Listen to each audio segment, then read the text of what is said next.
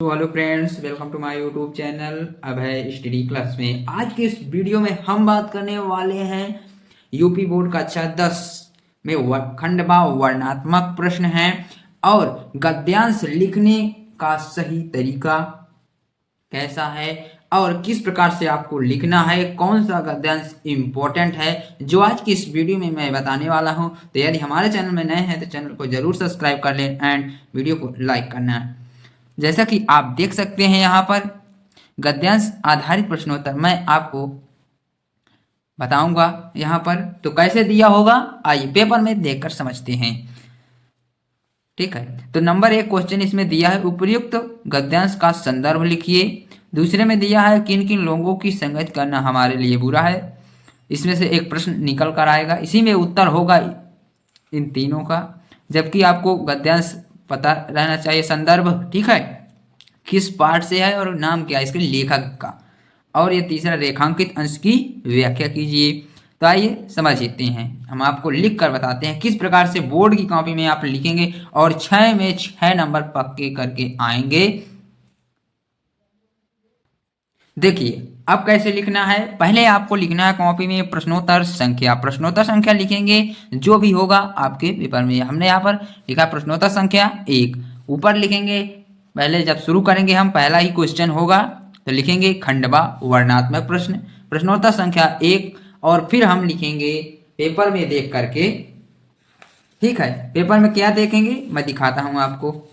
देखिए पेपर में क्या देखेंगे, पहले देखेंगे कि हम लोग कच्ची मिट्टी, ठीक है, जो गद्यांश आप कर रहे हो उसका।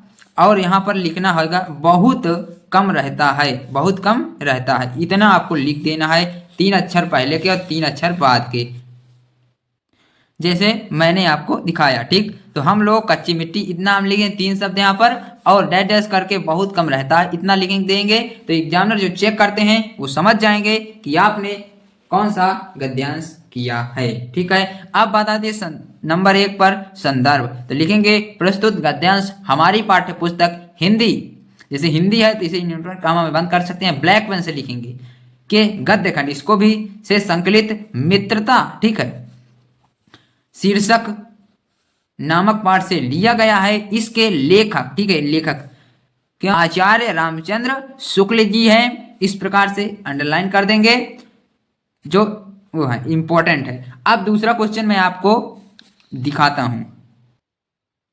देखिए दूसरा क्वेश्चन यहां पर दिया है किन किन लोगों की संगत करना हमारे लिए बुरा है। तो इसी में उसका आंसर लिखा हुआ है, यहाँ पर पढ़ेंगे हम जब तब हमको पता चलेगा। ऐसे लोगों का साथ, यहाँ से देखिए, ऐसे लोगों का साथ करना हमारे लिए बुरा है जो हमसे अधिक दृढ़ संकल्प के हैं, क्योंकि उनकी हर बात बिना विरोध के मान लेनी पड़ती है।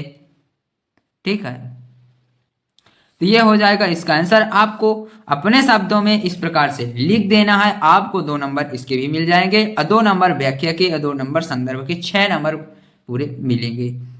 तो मैं आपको एक बार कॉपी में दिखाता हूं। अब तीसरा क्वेश्चन रेखांकित अंश की व्याख्या, उसको भी देखते हैं। देखिए अब यहां पर भी लिखा है कि ऐसे लोगों का साथ करना हमारे लिए बुरा है कि जो हमसे अधिक दृढ़ संकल्प के हैं, क्योंकि हमें उनकी बात बिना विरोध के मान लेनी पड़ती है। ये आपको आंसर उसी पेपर क्वेश्चन से ढूंढ कर लिख देना है। ठीक है, अब देखिए रेखांकित अंश की व्याख्या नंबर आपको मिलेगा ही मिलेगा। रेखांकित अंश की व्याख्या कीजिए। प्रस्तुत गद्यांश में आचार्य रामचंद्र शुक्ल जी कहते हैं कि हम लोग कच्ची मिट्टी की मूर्ति के भांति हैं, जिसे चाहे जो स्वरूप दे दे, चाहे राक्षस बना दे, चाहे देवता। इतना हमारे को दिया था अंडरलाइन करके, तो हमने इतने का व्याख्या कर दिया। ठीक है, रेखांकित बोलेगा तो यहाँ पेपर में देख लीजिए, जितना भी अंश रेखांकित है उतना ही हमको करना है। जितना भी, जैसे यहाँ से लिखा हम लोग कच्ची मिट्टी से लेकर चाहे देवता तक लिखा हुआ है, तो यहाँ तक हमको इसका रेखांकित अंश की व्याख्या करना है। तो आप लोगों को समझ में आ गया होगा। और आप लोगों के 3 क्वेश्चन थे और 6 नंबर आपके पक्के हो जाएंगे। तो आपने अभी तक हमारे चैनल को सब्सक्राइब नहीं किया तो जरूर कर लें। और ठीक है, तो आपको समझ में आ चुका। मिलते हैं नेक्स्ट वीडियो में। जय हिंद, जय भारत।